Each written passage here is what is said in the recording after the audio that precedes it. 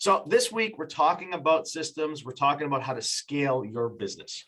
We're talking about, building out a team. And as I mentioned, there's no wrong way to build a team as long as you're profitable, right? A team can be, your team can be just you, yourself, and the admin person at the office that takes your messages. It could be a mortgage broker or someone that you refer business to that helps you set up your client, your buyer, your buyers.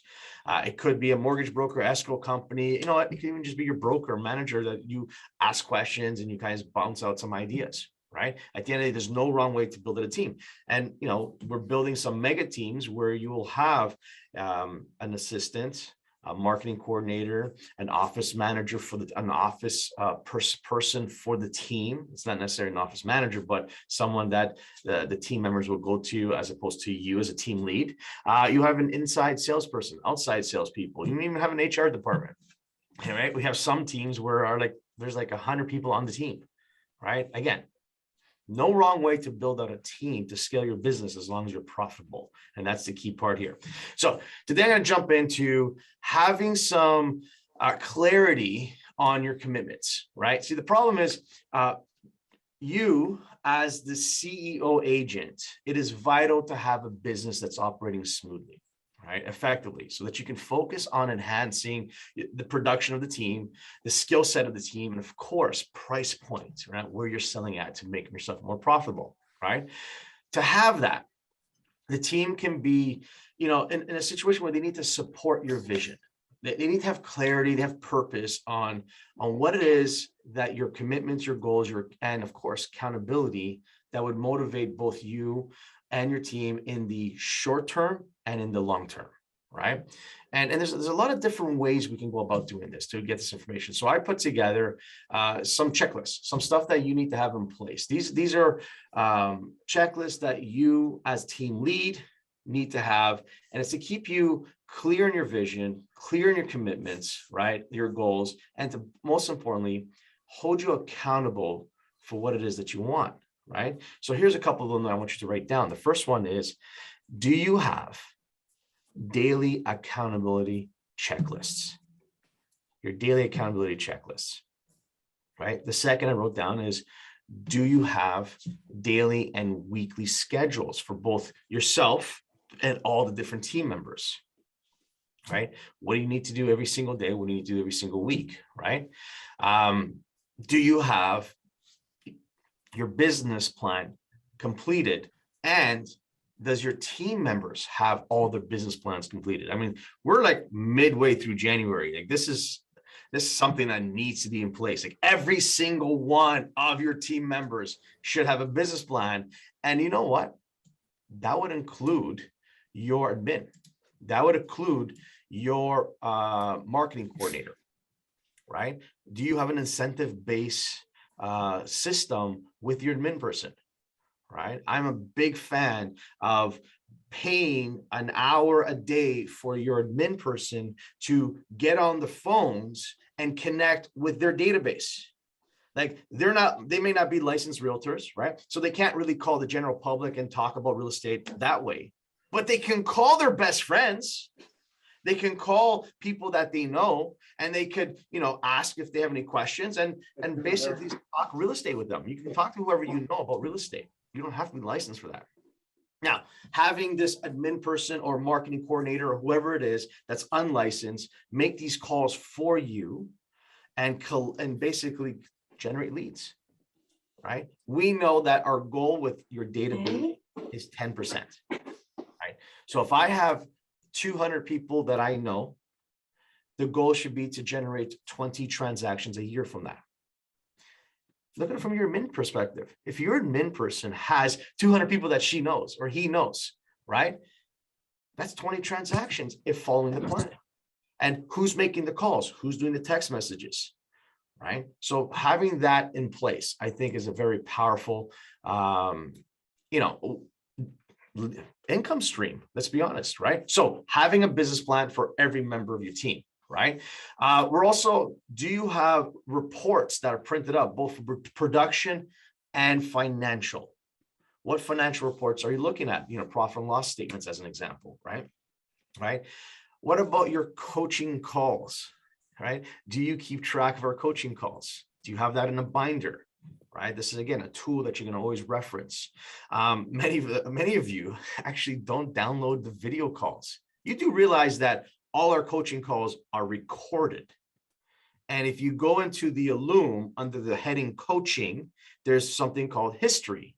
And if you click on history, you can actually download our coaching call, which you're paying big bucks for, just so you know. You can download that call. Now, you only have 30 days to do it.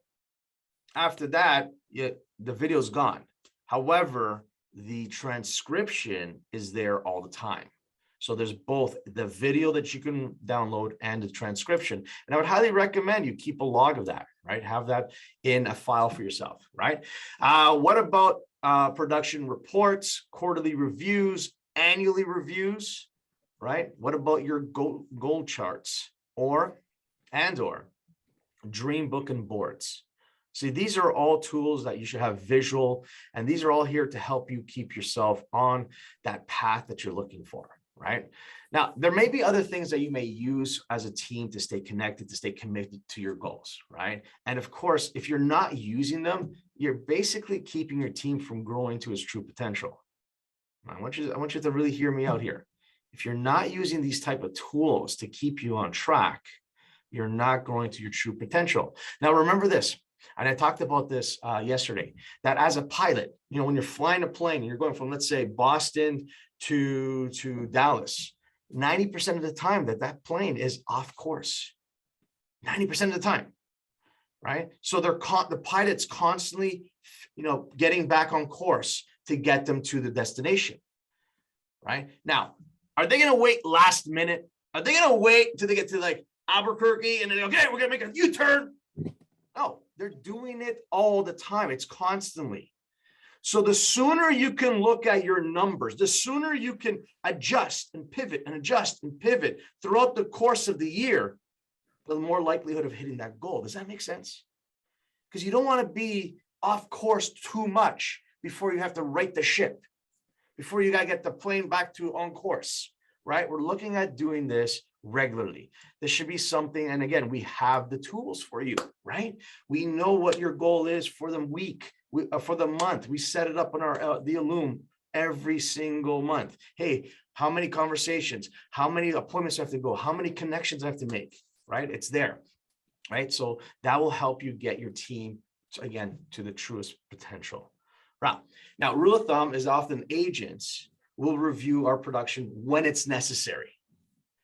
But as the CEO agent that you are, you must measure where you are against where you want to be and basically eliminate that gap. That's what we need to work on.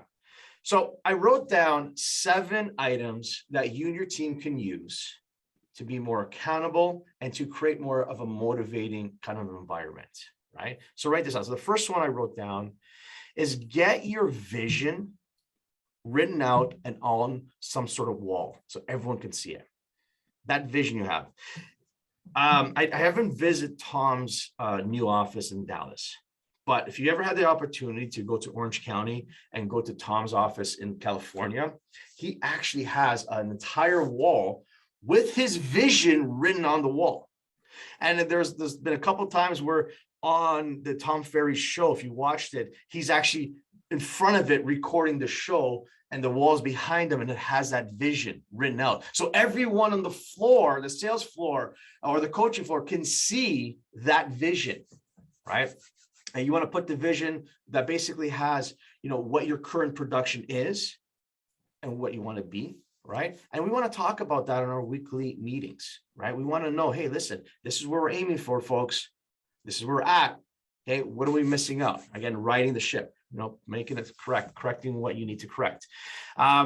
Perhaps what you can do, number 3, I wrote down, is using videos, audios, or any sort of visual supports your vision, right? And Tom has that as well in his offices. He's got little things such as a scoreboard. Love scoreboards, right? He's got these TVs all around it's like a big bullpen, right? There might be 50, 60 people in the bullpen, and all around he's got these scoreboards where people can see, hey, what are the numbers for the day? What's going on, right? And again, what are we celebrating? Are we celebrating the fact that he set appointments, or are we celebrating the effort? Right? Really think about that. I'm more of a fan of celebrating effort, right? You know, that your agent that came into the office and pound out the phone 3 hours, made the calls, really worked hard, connecting with people, right? May not have set that listing appointment, but they put in the time. I'm going to celebrate that. I want to see effort, right? Now, are there going to be adjustments? Without question. Do you need to go and have a conversation and say, hey, listen, we should work on how to close better, or how to, and that's skill set. That's all part of effort, right? Number 4, I wrote down to help you keep your team aligned with your goals would be having a weekly kind of watching a Tom Ferry video, like almost like a part of your weekly meeting with the client. Why with your team? Why not have a Tom Ferry video, like maybe one of the shows or something that's 10, 15 minutes long, and as a group you're watching it. Now, what I would say with that is make sure that whatever video you're watching with the team, it's part of the growing process of what you want people to know this week. Like, for example, we're in January. I have a theme for this week. It's all about the team, putting the team together, how to scale your business. You should do the same. You should have a theme on what we're talking about this week. What skill set are we working on this week? Is it objection handling? Is it how to write out a perfect, business plan? Is it how morning routine? Like, have something intentional. Don't just pick one. Okay, we're just gonna pick this one. Give it some thought. You know what I mean? Like, go in there and say, all right, we're in January. I like to get the team connecting with more of their leads that they've collected over the 4th quarter. So we're going to be talking about lead follow-up. Let's do lead follow-up. Let's learn how to really use a script and lead follow-up, and that would be a theme. So give it some thought as a team lead for your team members, right?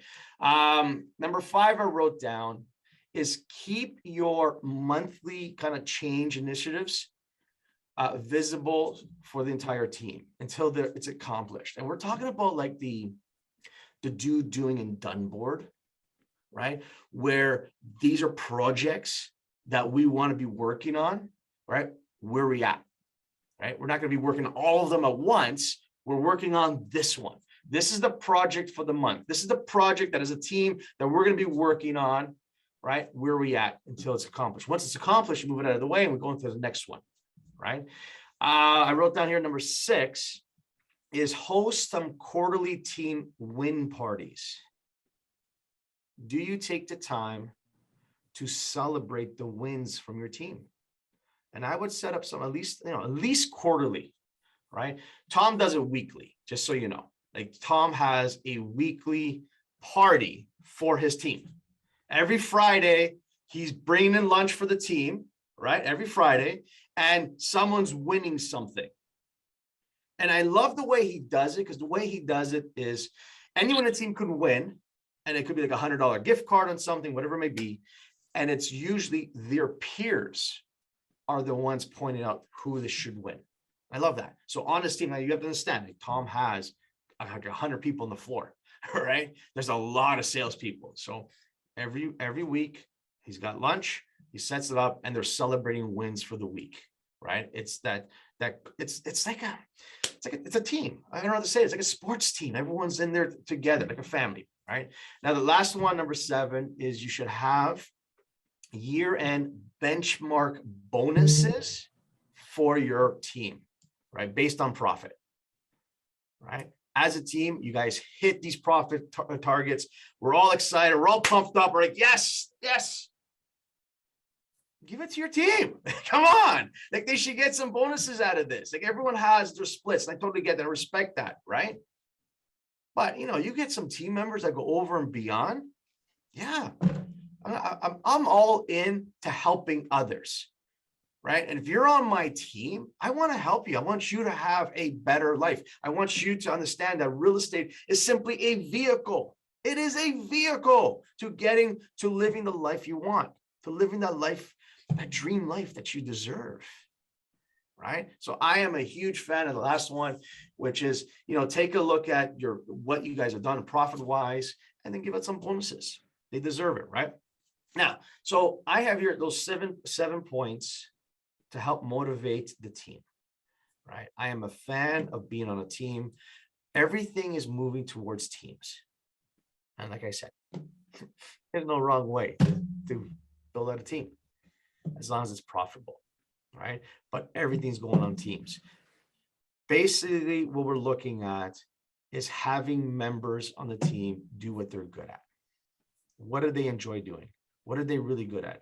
As team leads, you're responsible to finding out where people fit, right? You may have someone in your team member that's like, hey, I got a baby at home and I don't want to be going out late nights. I don't want to be out on the weekends. I want to be at the office, do my 9 to 5, and I'm happy with that. Well, then, you know what? Inside salesperson. You're going to jump on the phones, and your job is to nurture the leads that we have coming in, make more calls, prospect, text more people, email more people, do your time in the mornings, really help out the team. And then there might be someone on your team that's like, hey, man, I don't care about weekends. I like sleeping in. I'm going to come in around 10 o'clock and I'm going to go do appointments. And I just smash out appointments. I'm like, perfect, right? See where they fit in your team. Right. All right. Questions, concerns, hallucinations. What do you guys got? Danny, I got one. So you mentioned there was 7. Maybe I just missed one. So we got vision written out and posted on the wall, video and audio support such as scoreboards. So the one, I didn't say number 2, but I did mention, I just didn't say the word 2. So the first one is get your vision in writing and on the wall. Number 2 is put the vision and current production versus goals and weekly numbers, right? Okay, so that's number 2. Number 3 is use video, audios, and visual to support the vision. Number 4 is watch Tom Ferry shows as a group. Number 5 is keep your monthly change initiatives visible so you know what you're doing as a project. Number 6 is host quarterly team win parties or events. And number 7 is have a year-end benchmark bonus based upon profits. Okay. Awesome. Thank you. Awesome. Great. Sorry, my bad. Anyone else have any questions? Danny, Yeah. question for you. Yes. I've got your social media calendar, which is great, guys. If you haven't downloaded it. Yep. Do you put that on all your social media? So all the videos that you were doing on that, would you put it on there? That is a excellent question. It depends.